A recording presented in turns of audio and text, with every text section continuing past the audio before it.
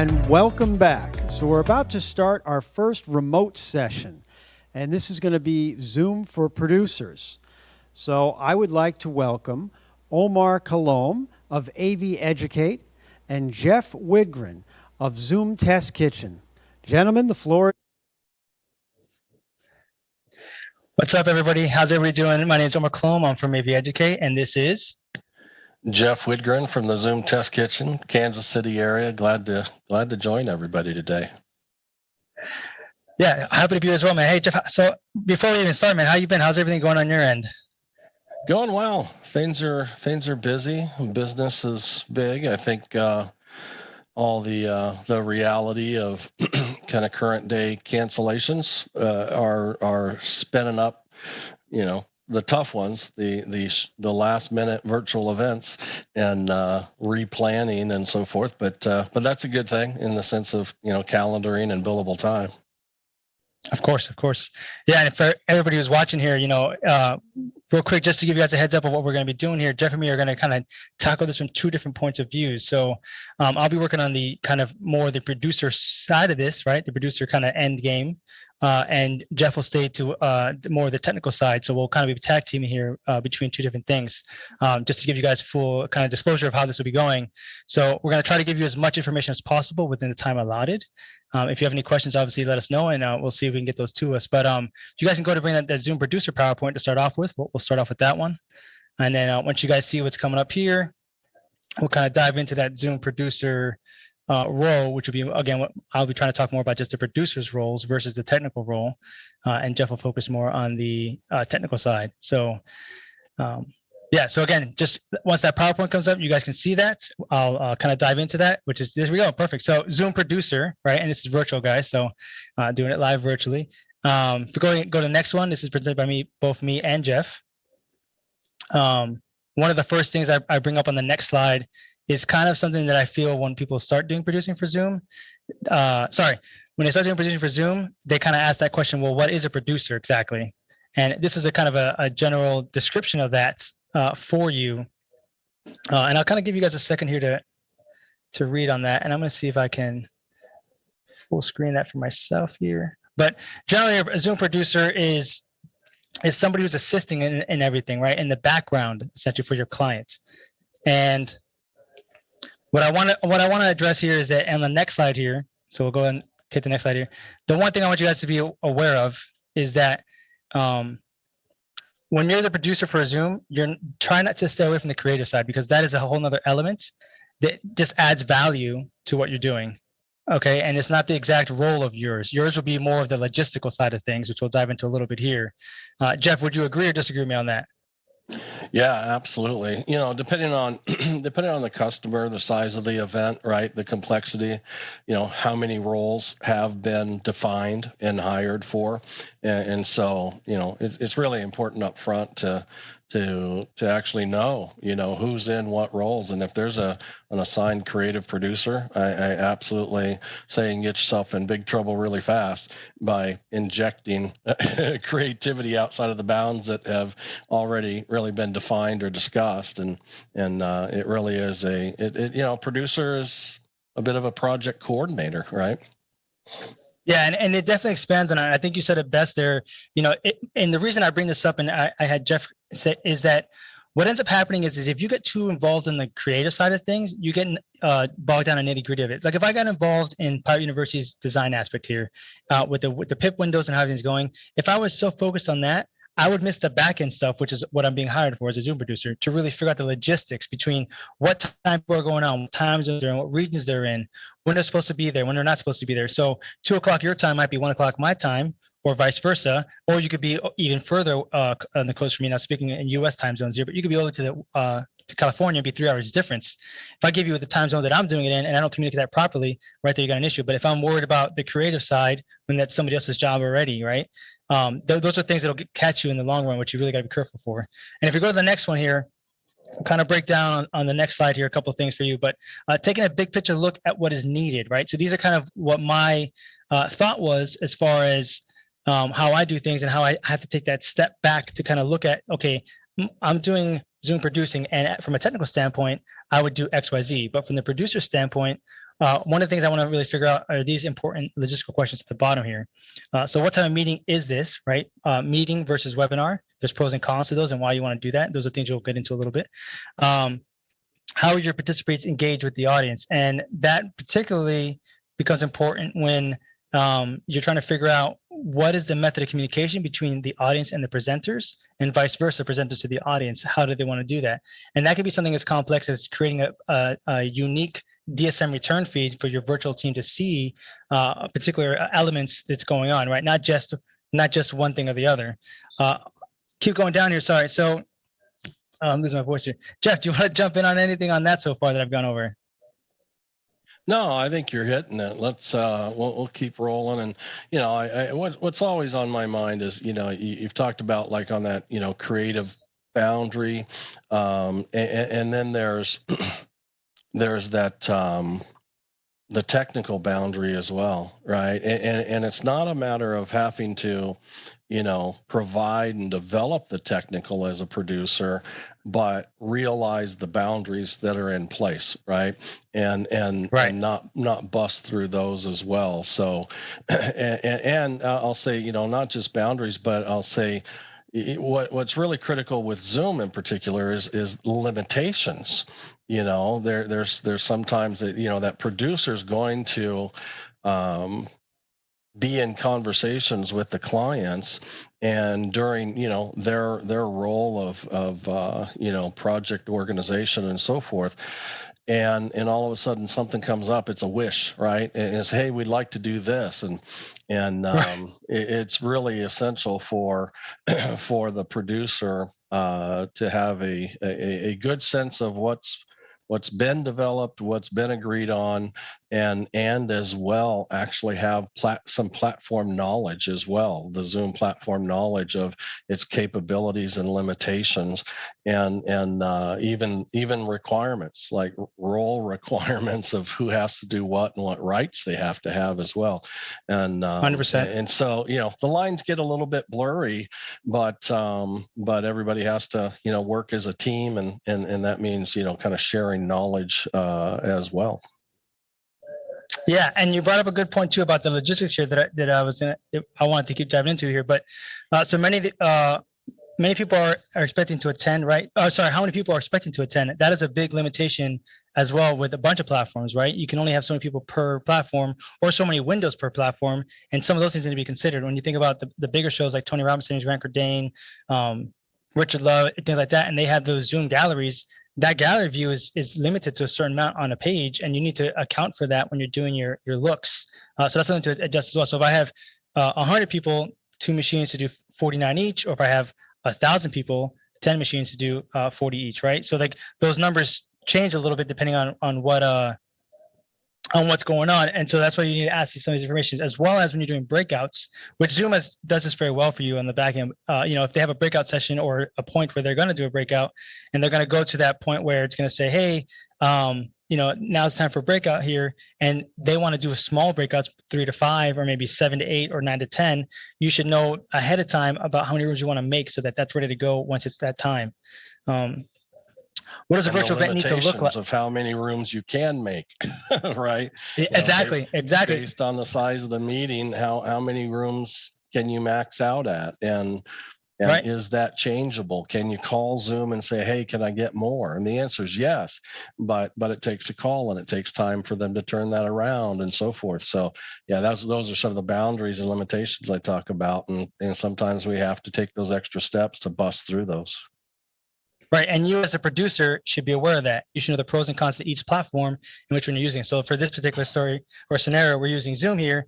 Zoom is pretty flexible on that and has a very good flexibility with that. But on another note here, so what would be the team, the background support, and that's kind of what we'll get into on the next slide here a little bit, is on that back end. So right now we talk about the big picture between you as a producer and your end client, and then the next slide and moving forward, we'll talk a little bit more about the back end a little bit here on the technical side, and the back end on the producer side, and what you're looking at there on the next slide coming up. So Sorry, Jeff, before I dive too deep into the logistical side of this, do you have anything you want to add to that? No, carry on. I think I do, but I think it would be better to follow this. No worries. So I have this kind of 4-part thing that I do when I'm doing and producing, right? And the first one we'll call is logistics. And this is pretty much that point where you're calling the client and figuring out the nitty gritty of it. So that if you go back to that previous slide we just talked about where it says the big picture stuff, now we're getting to the logistics of it. And that's where I'm getting into these. So the producers and the positions, right? On the producer end, you're looking for who's in charge of what and what positions and who's doing what. It's very important to define those roles when it comes to this side, because this is all a virtual space. So let's say you're organizing all this through Google Sheets, for example, or an Excel sheet or Microsoft, or anything like that. You want to make sure that people know exactly what their role is, where they're going to look, what they're supposed to do within that sheet. And it's your job as a producer to organize that so it's very easy to find and communicate. You know, you're going to want to do first name, last name, emails, contacts. You're going to want to do secondary contacts if they're a secretary and assistant, and you know that you might have to contact first in order to get to them. You're going to want to also figure out Zooms if you're going to do them ahead of time or not, and you're going to put those links in an Excel sheet so that that producer for that time slot and that day knows where to go, what to do. If you have videos that need to be downloaded, PowerPoints need to be downloaded, all those things need to be figured out and need to be stored somewhere virtually, because your virtual crew needs to be able to access those things on the fly when they need to have it. So as well as creating the ability to connect to connect to those things and also communicate that effectively to your team in a virtual manner, they also need to make sure they have access for everything. Right. So that's another point that even today, Jeff, we're passing a PowerPoint along and we were, it had some access issues, and that was on my fault. And we had to adjust for that. And these are things that could slow down a production on the fly. So those things have to be considered when you're doing virtual productions. And another thing that as far as position goes, which we'll dive into again as the slide goes forward, we'll dive into some of the positions that you already know about and think about constantly. And we'll dive into some positions that you may not have thought about because they're not as common. But before I get too far ahead of there, Jeff, I'd love to hear your insight. Yeah, I just say thank goodness for Google Sheets and Google Slides and so forth, because, especially Google Sheets and run of shows that are often, developed there because they are such a great shareable multi-user at the same time type solution. And it really makes our life wonderful. I mean, if you're passing attachments back and forth and so forth, you're just looking for problems of, version conflicts and changes happening on someone's desktop while I'm making one on mine and all those things. So I think about those logistics of documents that are single sourced. Then the only real priority to really keep track of is who has access and what kind of access do they have, right? And just save making everybody an editor, for instance. If they really don't need to be an editor, they just need to see what's being developed, it could be a real big mistake. Save them from harming the process, right? Just don't make them an editor. Yep. Give them view only, things like that. 100%. No, and those are great points to bring in. So on the next slide here, we'll talk a little bit about problem solving, right? And ideation. Sorry, I know my internet's a little bit bad here. So problem solving and ideation. And again, these are the 4 things, right? So discover, define, develop, and deliver. These are my 4, which we'll call on the deck logistics, platforms, rehearsals, and the events. Now, I know platforms might be the first thing you want to look at, but when you're talking to a client at the beginning, right, they're coming to you to tell them what's the best option. And I understand for some of the people, they're saying, well, my client always says Zoom. And that's fine, because it does happen. And a lot of times they already come for you. If that's the case, you have now the opportunity to say, well, I know Zoom very well. I hang out in Zoom Test Kitchen with Jeff all the time. So I'm a pretty good Zoom operator. And on the producer end, I can figure this out. If they don't come with that option and they're looking for you for the everything option, then that's where you dive into that. And honestly, everybody knows Zoom. Everybody's used it. It's very easy to implement and use. There are other options out there, obviously. There's WebEx, there's Cisco, there's GoToMeetings, there's Google Chats.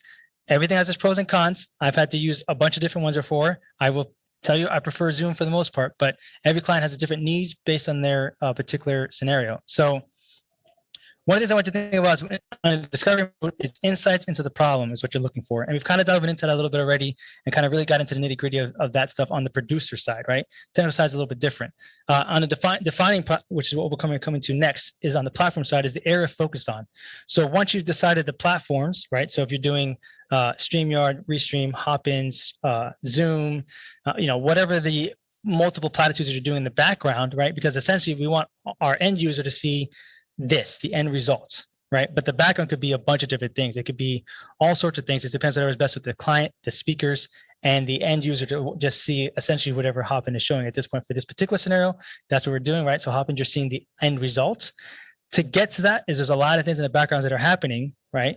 That we're not seeing, and it's your job to figure that out for the client and make that as seamless as possible between your speaker that's coming onto your show and the endpoint. All right. So then you get to development or rehearsals. Now, this is an important part, which we'll dive into a little bit later, but it's making a plan and rehearsing it. So it's making that Q to Q, that sheet. I call it Q to Q sheet. Some people call it something else, but I call it a Q to Q sheet, but it's making that sheet and really fine tuning that timeline, not only for yourself, but for the speakers, for the crews, for the text, especially when you have things like video cues, PowerPoints, different things like that. You want to make sure those are as accurate as possible. Yes, I understand that these are guidelines at some point, but the more accurate that is, the easier it is for you to get set up on the day of. And when last little things happen, which they always do happen and they always come up, it gives you that opportunity to be prepared for them because you already know what's supposed to happen before and after. This is just a change, whether no matter how big or small it is, it should be easy to adjust on those things. And then last is the delivery of the event, solutions that work, right? And it's making sure that this end result is looking good for not only you, but the viewer and the backend team that's getting involved. So before I go ahead of that and dive into a little bit of where this mentality comes from with this kind of division here, Jeff, did you want to add anything? I guess I'll add, what's the experience like when my mind is kind of internalizing best solution for the client that I'm speaking with, right? And part of this is, kind of everybody involved, thinks this at some level, from sales, right? That initial sale and commitment to producers and then the technology team, right? And it's I've been involved in sales for many years in IT, but I'm not the front end salesperson. I'm the one who has often had to deliver what's been sold, and you certainly hope you're in line, right? Did they actually sell a product that we sell? And it can be that disconnected sometimes. But it's those. What are the triggers? That would guide us. I would say first, as an organization, as a production company, we've got to wrap our hands around platforms that we become experts on. And we have to identify why we've chosen those platforms. And the why is the information that can be shared with a customer during that initial process of platform and delivery selection. You can't just say it's because that's what we're comfortable with. That's just a line of BS that no one cares about. The fact is you have to be able to share the value for their program and the results, whether it's quality, whether it's smoothness, dependability. It may be that they're going to have an audience in a country outside the US that this platform is well adopted for. And other platforms aren't, right? I mean, Zoom can't be used in certain countries. And so does it mean Zoom can't be used? No, it doesn't mean Zoom can't be used. Zoom can be a part of the tool set, right? That's behind the scenes, but the endpoint delivery may be on a chosen platform that is accepted in that country, and it could be size of audience, right? It could be, we can easily host 1,000, but this customer or this event is 15 to Tony Robbins is 140,000, and so it's kind of like what causes us to make those selections and those suggestions. Zoom is either going to be a contributing piece in the toolbox, or it's going to be the ultimate destination. And when it's a destination, there's definitely set limitations. But I mean, you and we're in a Zoom meeting right now.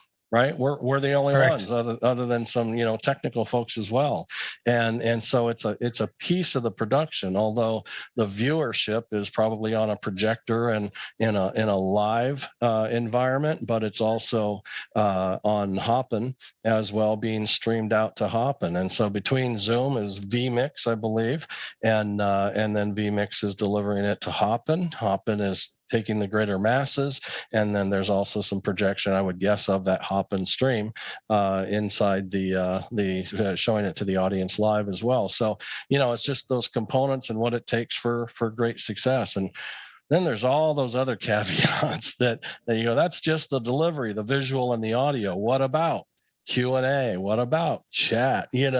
Those things. What about the interactive, events in between that you want to make, develop your program around so that it's more engaging? It's one of those things we're delivering on a platform that we don't know whether the audience has gone to sleep. All we know is that their computer is connected, and so we can't guarantee to keep them engaged and awake and alert, but we can certainly help develop and deliver activities, if you will, that make it more engaging. And then there's certain customers that want to make that measurably engaging, and that would be using maybe some third-party tools that we've done some programs where we kick off a program and we describe the grand prize, which is like a day or 2 or 3 away, but then we describe what it takes to win that prize, and that is the amount of time that you're logged into the meeting, the number of engageable activities that we've got you registered into, that you participated in, right?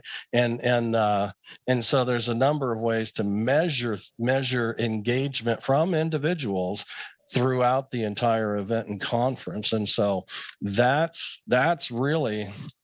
the big difference between just a live event and sticking a camera in the back of the room, if you will, versus a digital first event is really what they're being teed up to be, paying attention to that outside audience. At the end of the day, there's no snow days for virtual deliveries, right? I mean, you can always deliver it, you can always receive it, and we say in the times that we're living right now, but that sounds short-sighted, as if it'll go away. And I'm not saying it won't go away, but after all we've learned and will continue to learn, there's no way that knowledge and benefit from that knowledge is going away. 100%. And you brought in some very key points, right? So essentially that single shot in the back of the room, kind of like that fly in the wall look that people are kind of getting into now because the live side is coming in, right? Add to the fact that now when you're doing these hybrid events where you are live and virtual, this has another level of complexity because now there's crews that are not there that you have to manage, as well as crews that are there that need to be managed. So columns become a bigger issue at that point between the on-site crew and the out of crew. Certain countries that are not Zoom friendly is something to consider as well. And again, that goes back to the logistics of figuring out who's coming in from what location, what are they doing, what are the limitations there, how do we need to make it happen.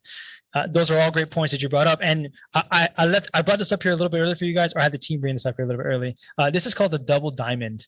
And this is kind of what I use when I'm doing these logistical calls to really get my train of thought and order from A to B, right? So you move from one to the other. And we left it up here for a little bit so you guys can read it. I won't touch on it too much because this could be the whole talk right here. But if you guys on the back end want to Google double diamond, and that's what this is. And this is a very good little formula to kind of get your mind around a lot of things you need to do between the client, yourself, and the end product. If you think as A as who you are as the producer, speaking to your end client, and B as this final result that the viewer gets to see on that end, that should help you kind of align yourself on the way as you're going through this and you're having these conversations, you're thinking about these things, making notes between what you're being told versus what is doable, and being transparent. If you don't have the answer, you don't know, but look it up. Like, hey, I don't know right now, but I'll get back to you on that. It's another big thing that I like with this as well, because also when you're doing this, and I do a lot of this on paper and pen still, I'm able to write down my notes and everything, come back to it, send back a copy of the meeting and say, hey, just some follow up. Here's some notes that I was taking, yada yada yada, to clarify some things. And if I get the answers before I send it back, great. If not, they're expecting at least a follow up email to say, hey, just checking back in on you, or hey, I sent this a couple of days ago. Here's also the follow up to these questions that you asked that I made notes of. Let me know. And a lot of times what is happening with that email is they end up responding to you saying, oh, can we also check out XYZ or XYZ, or I forgot to ask this and that. So that by the time you get to that next email, that next logistical call, you have more information, more things in your back of your pocket to kind of move forward. So on the next slide, we're going to go ahead and talk about the platforms, which so the platform is what we're talking about right now. Is technically is picking the pro and the cons, which we've mentioned a couple of times already, but it's really picking out that platform like Zoom or WebEx or Cisco or GoToMeetings or Microsoft Teams, right? And each one has their pros and cons. I'll tell you some things about Microsoft Teams that I like is the NDI feature. I think it's very useful to have that, and it works out great with vMix. Now, if you're a Zoom user and you like the usability of it, and your clients like the usability of it, Zoom with Zoom iOS is a fantastic marriage that you can do with that to make it just as effective. Also, vMix has some features to make it very easy to do screen grabs and screen scratch, right, of your desktop and stuff for a Zoom call. You can do a Google Chat if it's just an individual person. There's many ways to do this if your platform isn't back into Zoom, right? Then it just becomes having a computer with multiple in and out. But having those platforms figured out to what you're starting at, to what you're going to, is a big part of the whole process. And it's not always the first thing you want to talk about on the client side. You really want to figure out what's happening first, so that when you recommend the platform, whether it be Zoom or not, you have all the kind of tools in your bag to give them the best answer for what they're doing. Because sometimes, like this, for example, we're going to Hopkins. If this was a full Zoom conversation, it'd be a different setup altogether. Maybe a webinar is a better option than doing a meeting because we just want to show the content. We don't want interaction, right?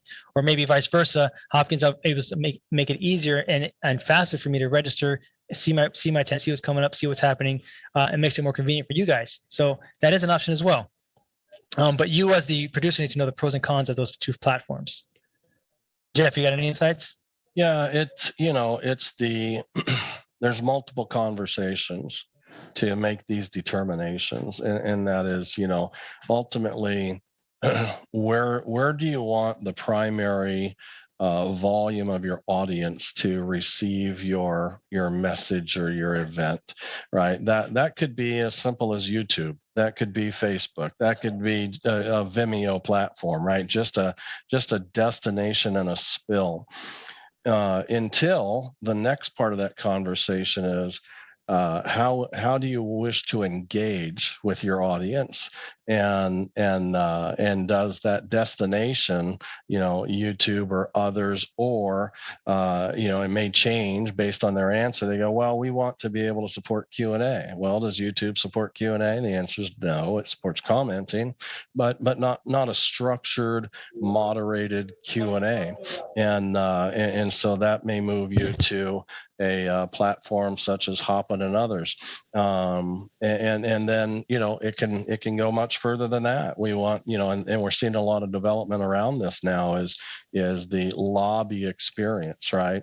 The ability to socialize, if you will, to a degree. We see platforms that literally have tried to mimic the live experience of walking through the lobby and seeing round tables with 8 chairs and tent tops on the table for sponsorships that they can sell into, and I don't particularly agree with that, that methodology. We don't need to mimic that. One, it slows the whole dang process down. It's cumbersome. Not, the requirements on your audience's computers is much higher to be able to process a 3D virtual experience as well. So something simpler than that. It's that ability to connect, to converse, to meet people and so forth.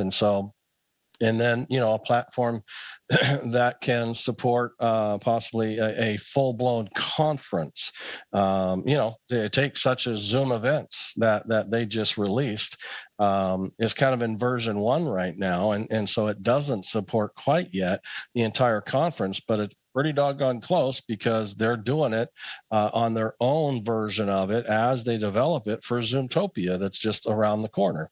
And what I mean by conference is multiple sessions that all, let's say, all between 9 and 10 a.m. There's 6 sessions you can choose from.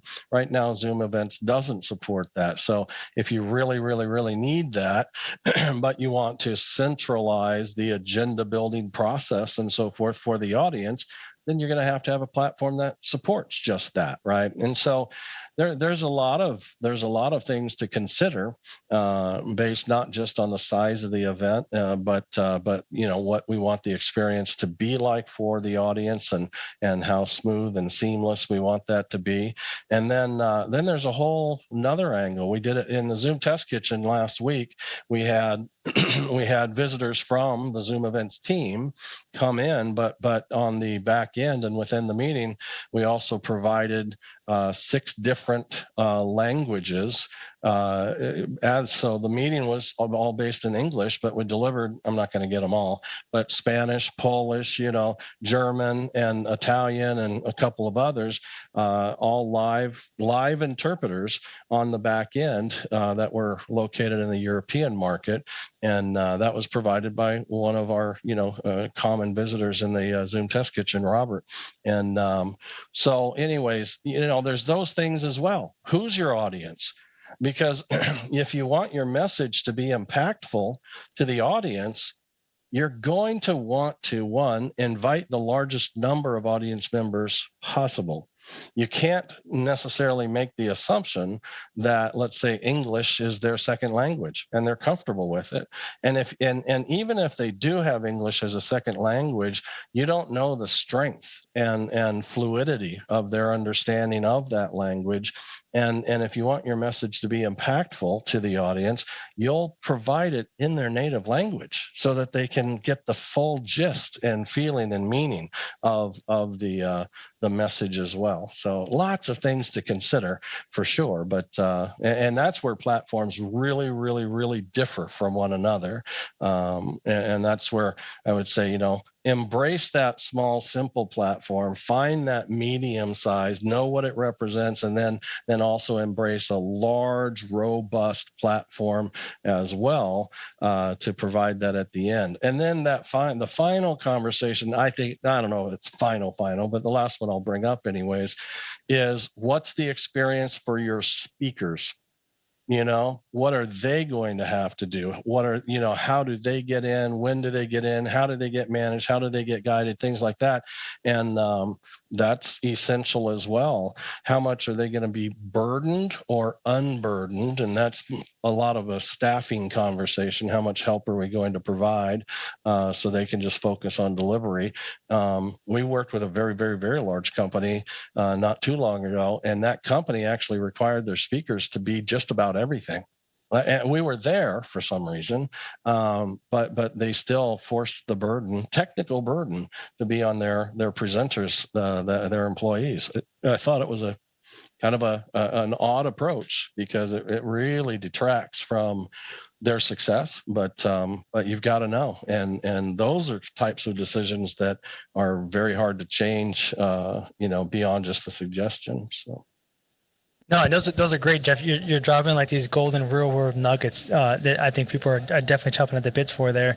And you touched on some stuff on the next slide, so this is like perfect, segue into this. So, roles to establish when you're doing these virtual events, right? And again, some of these may be kind of the common ones, right? Technical host is generally the person that creates the meeting of creates the meeting or webinar, and is more technical in nature. And this shouldn't be you. It doesn't have to not be you, but it shouldn't be you. So this would be like the Zoom producer. Essentially, this would be that person's role. But this is someone who's on the Zoom side specifically, is managing that, creating the events for the different links for different times. If this is a multi-day event, if it's a one-day event, if there's multiple different links coming in between the backstage and the front of house, those things would be considered, again, back in the logistics phase. Someone needs to create those rooms so that when they're ready to go, those are ready to go on that time, at that date. They're open for the right amount of period so that you're not doing this last minute and sending out to 100 people, 1,000 people, 10,000 people, all these meetings. They should all be done correctly so that again, the audience and the presenters just click something, go here, right? You want to make it as smooth and simple as possible. Then you have the moderators. Now, these aren't always in every place. They don't, not everybody has them, but moderators are always good to have on a show. This person is responsible for keeping the project on time and they communicate with the host and the crew. Again, not always there. Sometimes that becomes part of your role, but that is a role that's there for a reason. The presenter, this is obviously the person who's coming to talk onto the presentation. This is the person you want to make sure is confident in what's happening on their end as well as on your end, and that they're comfortable on the procedure of how to get into there, how to speak, how to present. If they want to talk about any things, I know sometimes we get into the nitty gritty of the audio, the video, the quality of this, the quality of that. There are ways to make it as good as possible. Sometimes it's the internet. It is what it is, right? And you can't always be perfectionist. We try to be, and that's an excellent thing to do. I'm not discouraging you from that. But sometimes I want you to go as high as you can and let the technology limit you to what it is and make sure that it's the technology, not you.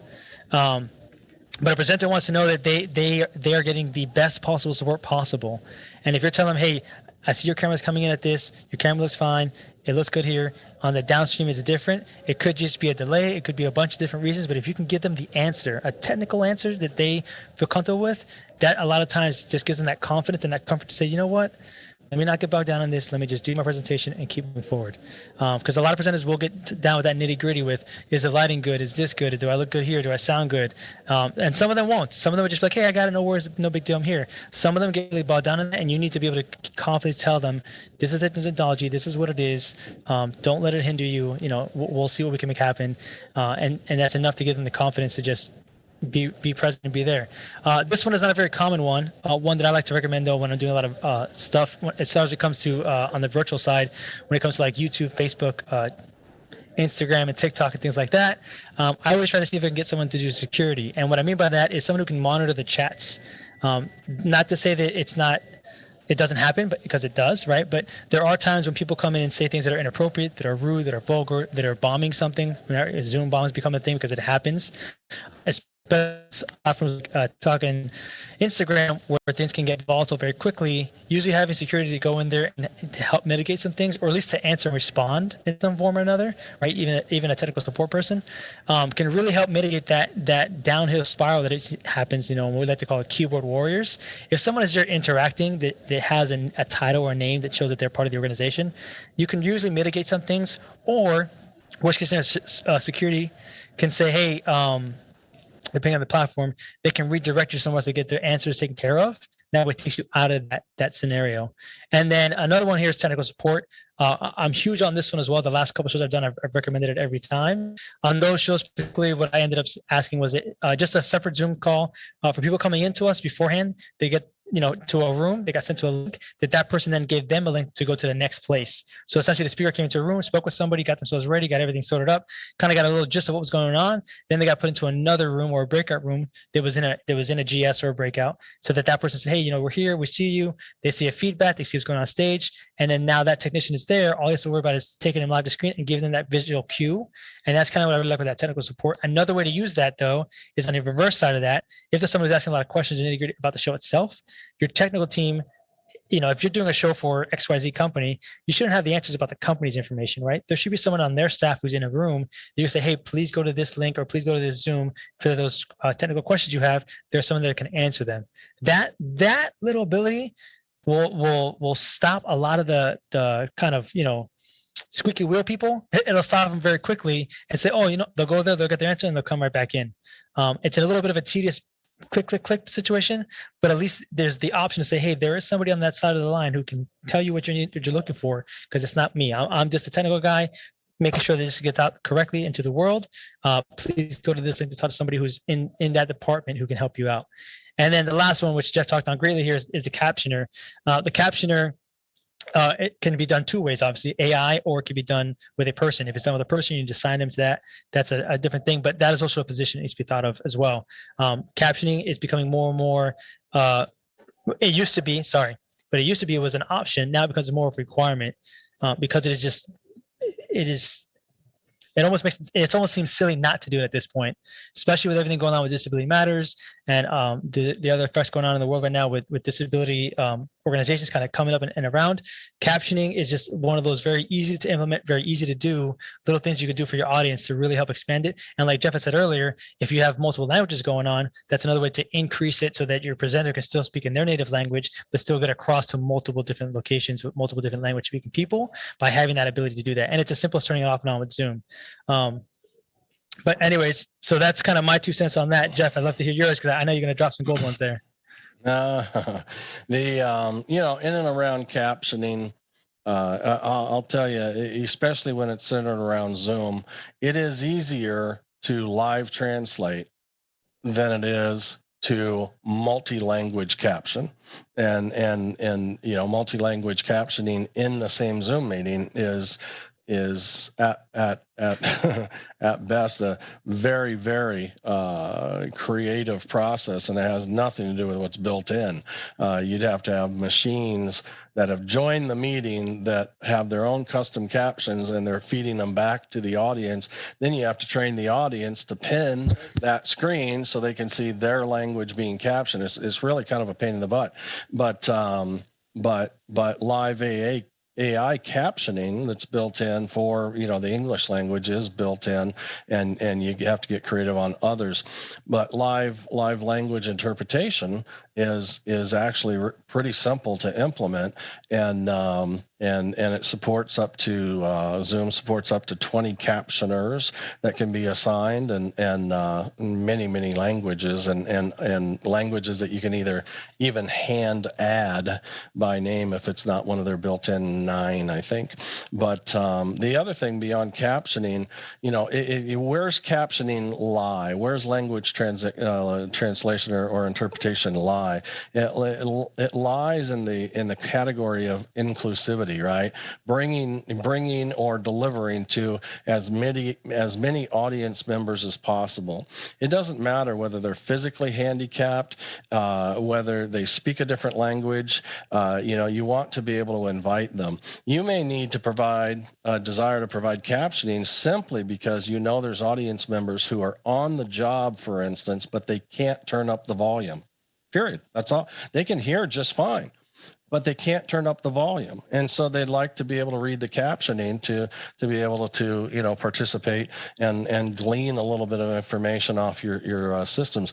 The other one is in the U.S. American Sign Language, but it's just to say sign language. Sign language is yet another form, right, of language interpretation, and that is for the folks who truly are deaf and can't hear, they need a way to be able to participate as well. And that's a visual solution, right? And so how do you host that? How do you deliver that? Is it a separate channel? Is it, there's big differences. Is it going to be a production that's all in Zoom, which will always be a double spotlight, your main speaker and the signer, or is it, fully produced and branded, and you might actually have 2 streams. I prefer to do 2 streams because I prefer to dedicate an ASL channel to the ASL audience. That means make the signer the large picture and the program itself the small picture-in-picture. Some folks don't do that. I don't particularly care for minimizing my effort and shrinking down this signer inside the large program window. So just things to consider, and we have to think about, how is the audience interpreting this? We think we're doing them a favor, but yet we've minimized them on the deliverable as well. So lots of things to consider, but what audiences are you trying to reach, and how are we going to be able to maximize that as well? There's often cost associated to it. So, the customer drives a lot of that, but I think we have to be prepared on a, logistical and knowledge basis to be prepared to deliver that if they opt in.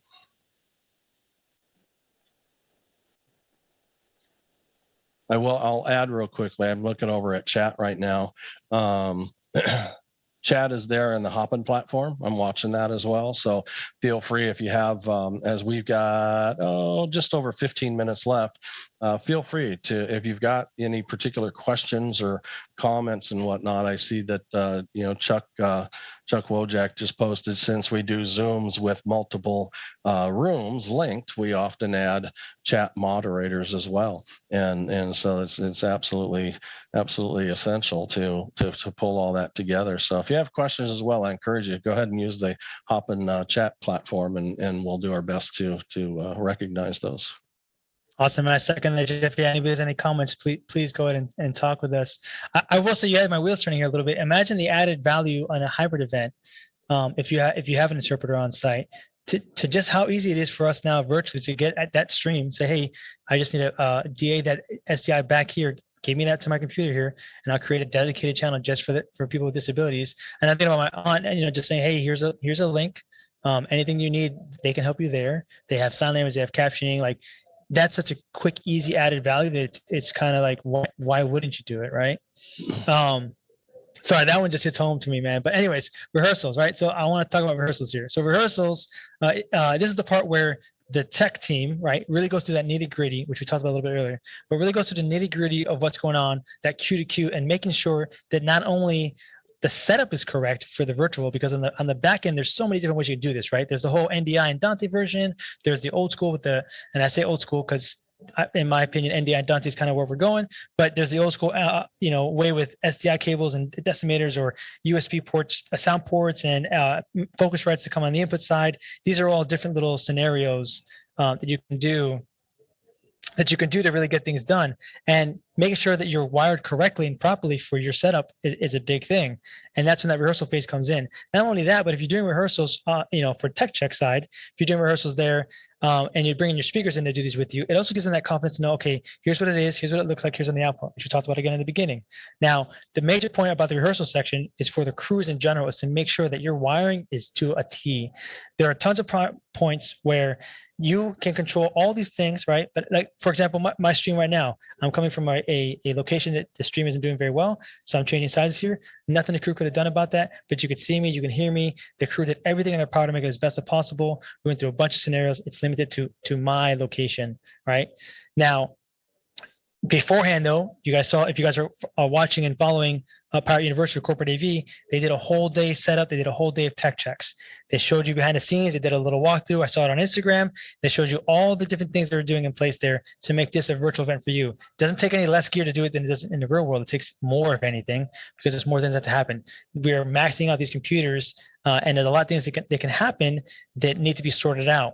And even on the virtual side of this, if you're whether using vMix or Any2 or Spider, there's a lot of things in that point that can also be mixed and matched that need to be sorted out as well. So these tech checks really help you do that. And if you have that, like I said, Q to Q in place and organized, and you were able to go from point to point to point to point, by the time you get to the rehearsal stage, whether it's with recorded content or live people, that's just going to better make you, for when you do it on the actual live side, you're going to be better prepared for those little changes that happen. And they will happen. They always happen. Something always changes. Something always happens. I will say, for instance, before we even got here, I was in my car on my phone because I had a problem with the internet. And then we had a little more time, so I sorted out a different issue.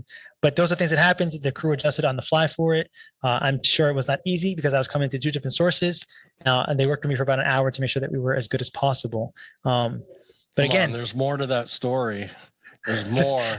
There is more. So, I don't know if we got enough time. So you found your solution. You got inside on a network, and then what did I? Well, Will and I both said, "Hey, can you raise your camera?" You said no, and I said, "Well, then you need to sit on the floor." So you can lower it, and so you are you not? You're sitting on the floor right now. I am sitting on the floor right now to lower yourself to the level of the camera angle, and so it's kind of like whatever it takes, you can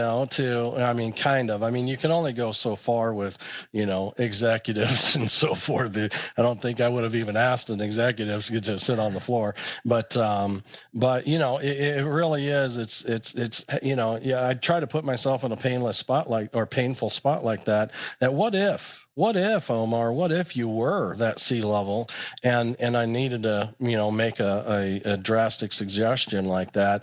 How do I, enter into that kind of a conversation and so forth? So sometimes it's, rehearsals can be good. You can either have a deck that it shows before and afters of kind of a bad start, good finish, and or a peer or nearby, right? So they can actually see them adjust and see the improvements, and they become more willing before you even get to them as well. So it's one of those things. Even making sure you test the share of their PowerPoint deck, for instance, because one of the most common problems in the world is, when they put it in presentation mode, everybody's looking at the presenter slide versus the actual presentation slide.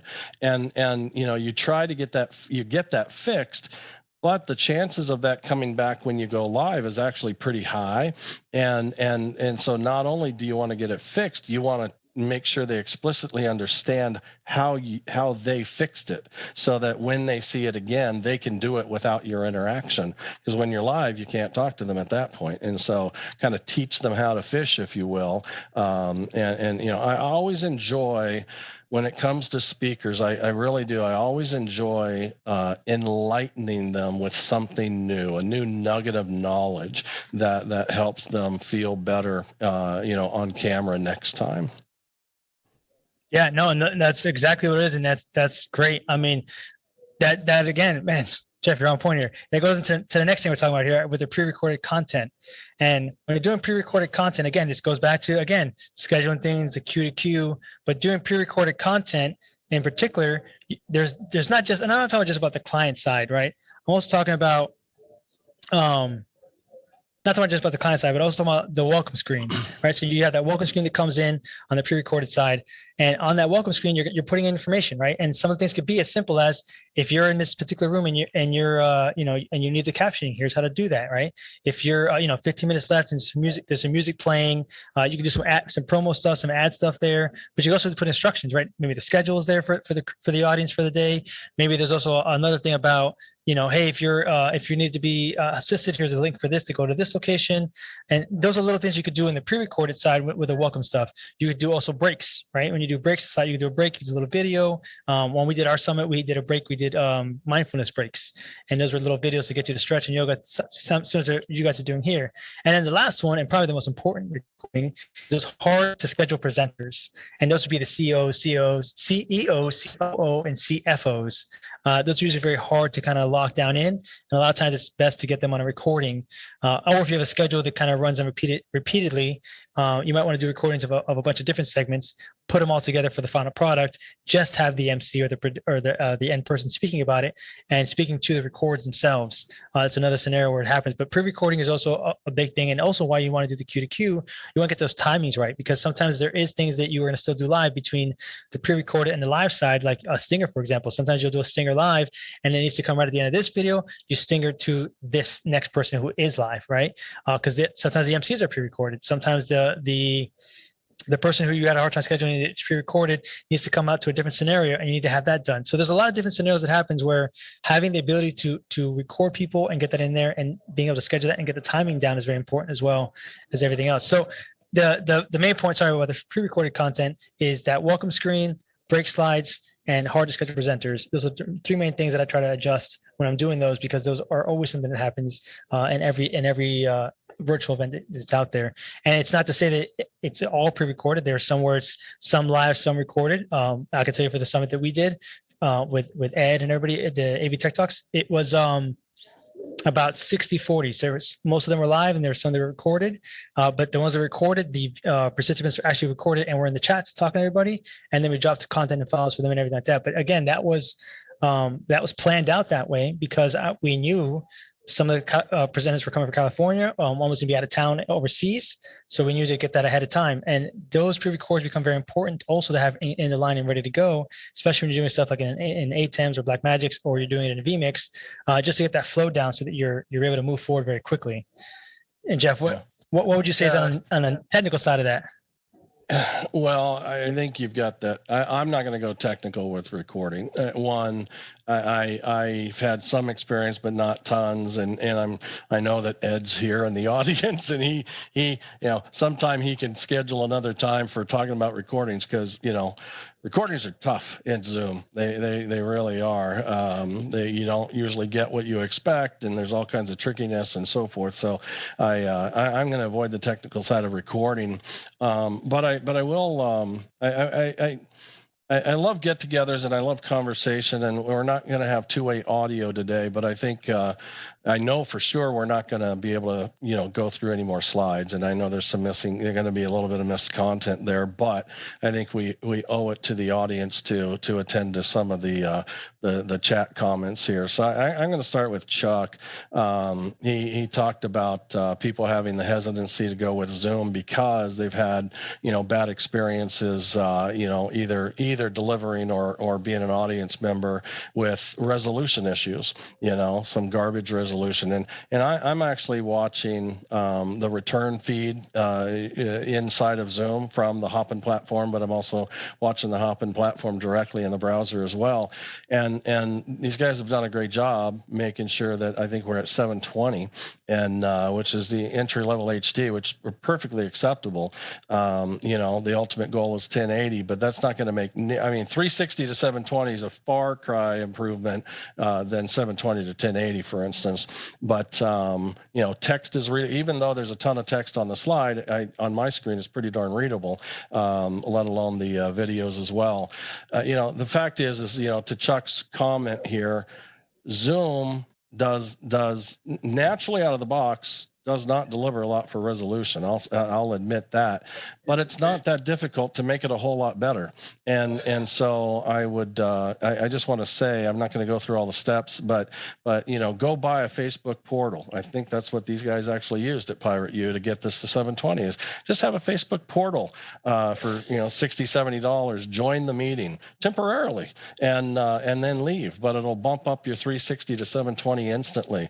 Meetingmeters.com. And go to meetingmeters.com. Tell it your meeting ID. It'll pop in. It'll disappear, and it'll bump up your meeting.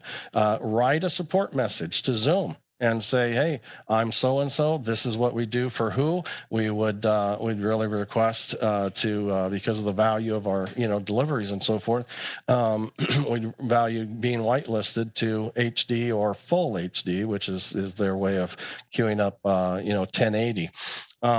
Then one of the others is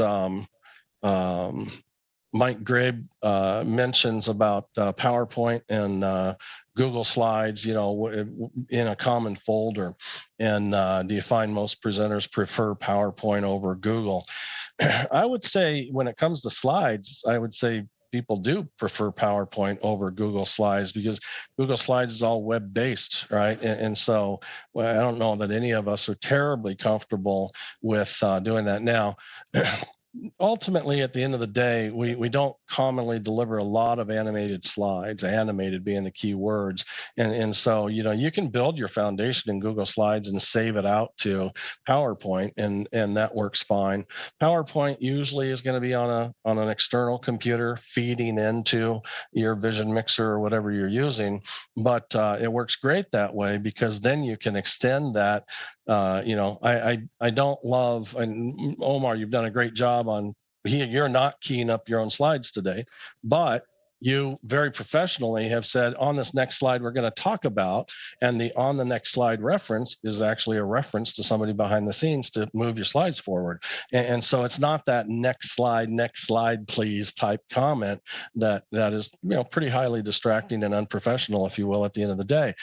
So solutions, there's Remote Pickle, there's internetclicker.com, which is probably my favorite, and it gives the presenter the ability to just, hey, use your phone that you're going to turn off or turn on silent while you're presenting, and just type this code into internetclicker.com, and it'll give you a big red and a big green button to move forward and backwards on the slides. I'll host them, but you can click through them and drive through them, so it works really, really great.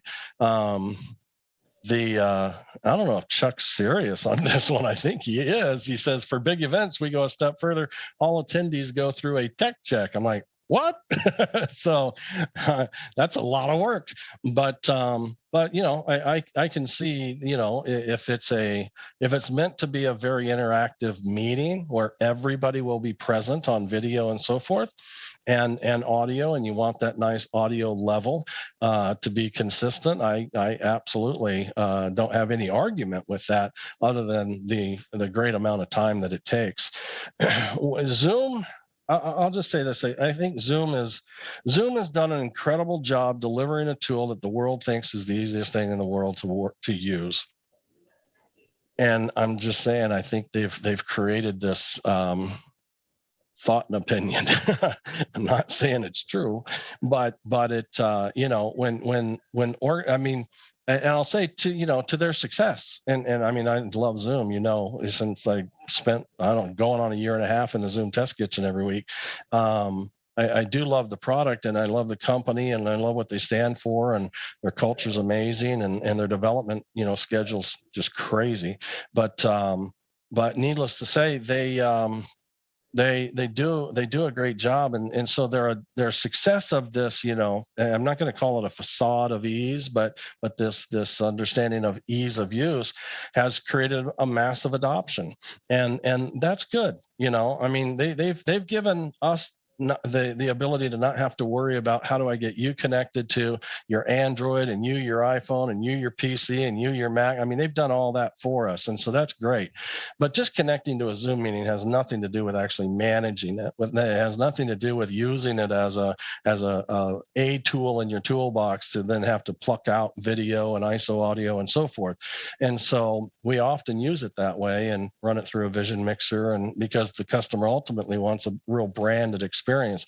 And so, using tools, leveraging tools like either Zoom Room and NDI, which, we would do. Some are probably still doing screen scraping, a PC for each pen or two. Now, Liminal Entertainment Technologies is, the makers of Zoom OSC also have Zoom ISO, which we can get isolated, clean video feeds, no names, no logos, no nothing, nice and clean. And I've seen the demos. I've got a beta version of that where we can get muxed and isolated audio as well. So that's super close to being delivered as well. So it just keeps getting better and better and better, and so it's just bringing all those tools together and making it all work. And add on the ease of things, and now the chat's kind of gone crazy, so I can't get through them all because they're going to give me the hook they probably should have about a minute ago. So we've gone long, and everybody's got a schedule, and so I apologize for that.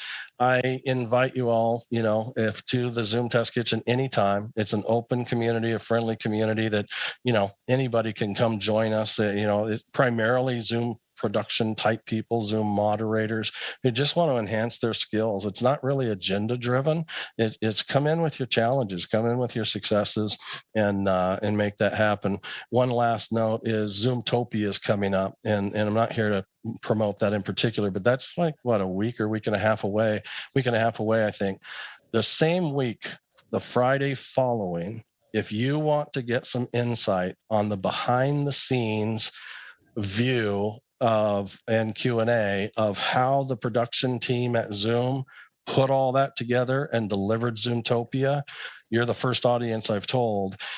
Sam from Zoom events team is coming into the Zoom Test Kitchen on the 17th to share that insight with everybody, answer questions, and provide answers and so forth. So that's all I've got. Omar, you want to wrap things up? Yeah, I'll burn through these slides real quick. We got the green light for a couple more minutes. But so real quick, guys, Jeff dropped, again, tons of golden nuggets there. But I'm going to wrap this up real quick because we are past our time here. So this part here about the event is just kind of a quick reference to that final product, the delivery to the end client or to the end viewer, the audience that's watching it, and kind of determining the facility that you're doing it at, the internet signal, and things like that. And then lost presenters, which goes back to that kind of support group thing. And if we go to the next slide coming up here, the next slide we'll talk about here is after the main event. And this is the what I think is one of the biggest parts for the producer, and something that I struggled with as well, even on my own events. After main event is getting those pre-recorded content to where they need to go, getting the content organized and filed correctly for the speakers that they want to have a copy of those, and also for your audience that they want to have that kind of final look, because you've done this live show where you have now, whether it's live or virtual, and if there's a mixture of both, now you've also created the final product. It's getting that final product to the final destination to be viewed on YouTube, on the social media platform, on the webpage, whatever that is. There's a portion to be done there, and as well as gifts. If you offered any gifts, surprises, or rewards for anything within the conversation, you want to make sure those are getting to the right people, that you're communicating with them, and that they're receiving what they're supposed to get.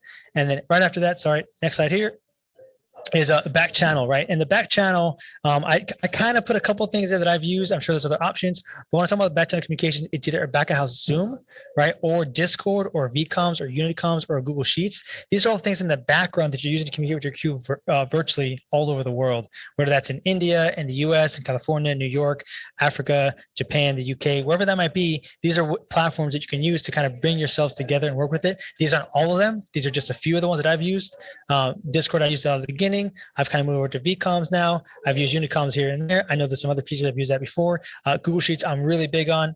Just mentioned as well. It's very well organized. It shares easily. I think the max I've done on it so far was about 95 people. When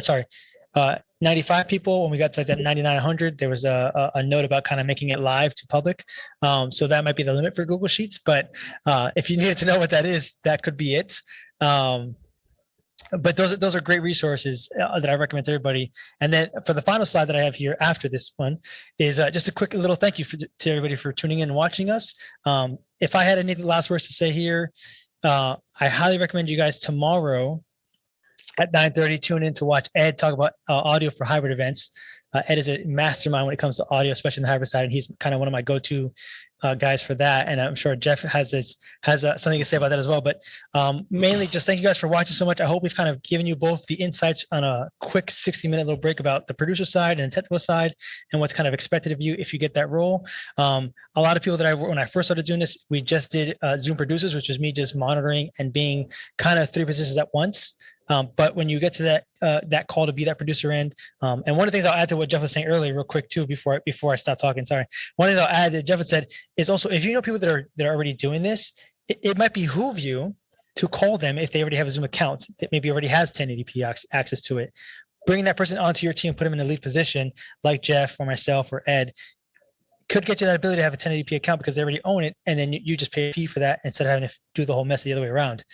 Those are options as well, and there's other companies that are doing this as well. So having that network to know who's doing that and who's had that ability is very powerful right now, and it's another thing you can do to really kind of just boost if you're doing it from end to end, Zoom to Zoom. This is an option you can have, right? Or if you're just doing it for recording or things like that, and you want that 1080p option, these are options that are available to you now. That it's as simple as calling the right person to get that connection. And you as a Zoom producer, again, need to know, hey, you know what? I don't have that option, but if I always bring this guy on board or bring this girl on board or bring this person, I know I can get that ability and get to my client. That could be an added bonus, right? That you can actually provide this service. So that's all I have to say. Highly recommend, again, you guys tune in tomorrow at 9:30 to watch Ed's talk. And that's all I got to say, Jeff. I'll let you take it away. You have a new nickname, by the way, Omar. You're my 2X man. I'm not of the generation necessarily, although I find myself doing it at times, speeding up the YouTube video, to 1.5 to 2X. You're like my natural blood-driven 2X guy, man. You're from Florida. Me, on the other hand, I'm from the Midwest, and I just take it slow, man. But I get it, and I can understand, and you fit a lot more content in there than I do.